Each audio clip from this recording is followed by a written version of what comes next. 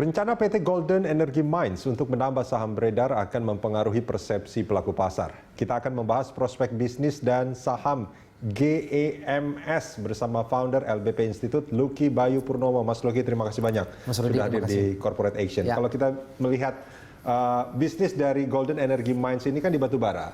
Sebetulnya kalau kita melihat secara kondisi, ini banyak yang menyebut karena mungkin masih banyak lockdown, kebutuhan batubara masih belum banyak, harga batubara juga turun gitu. Ini kurang menarik sebetulnya.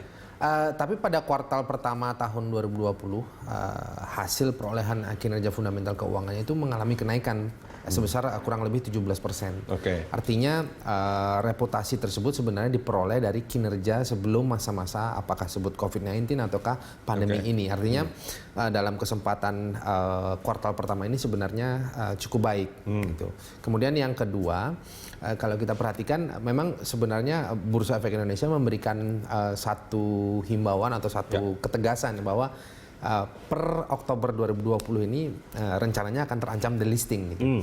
Tetapi itu ada ancaman itu memang ya? Ya, memang karena bursa memberikan satu pandangan bahwa dengan situasi saham ini sebutlah pada saat tahun 2011 listed di angka 2.500. Kemudian hingga saat ini ada di angka 2.125, artinya saham tersebut sebenarnya belum memiliki tingkat volatility yang tinggi gitu. Nah untuk itu maka persoalan free float ini menjadi konsentrasi. Artinya kalau seandainya memang itu dilakukan sama GEMS ini, apakah ini sekedar untuk memenuhi kewajiban atau sebetulnya secara strategis juga memang ini menjadi pilihan yang sangat tepat?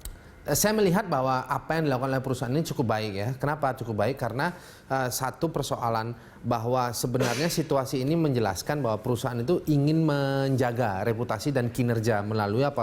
Melalui kinerja corporate action. Nah, pertama corporate action yang akan dilakukan apa? Right issue.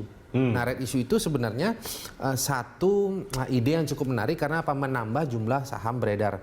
Nah, kalau kita lihat free float, sebenarnya bagaimana sih desain persoalan free float itu? Free float itu mengizinkan kepemilikan saham publik itu lebih tinggi. Nah, sementara saat ini kan masih ada di 3%. Nah, harapan dari Bursa Efek Indonesia adalah 7,5%. Harapan atau memang itu semestinya dilakukan?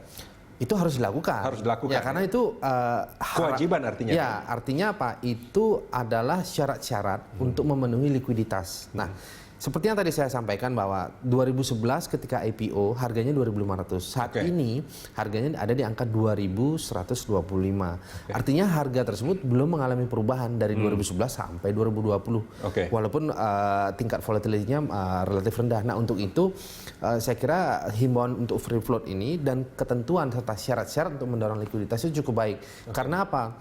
Kita ketahui perusahaan TBK, ya, artinya apa? Mengizinkan secara terbuka minat publik untuk memiliki. Nah, artinya apa? Harusnya di atas 7,5%.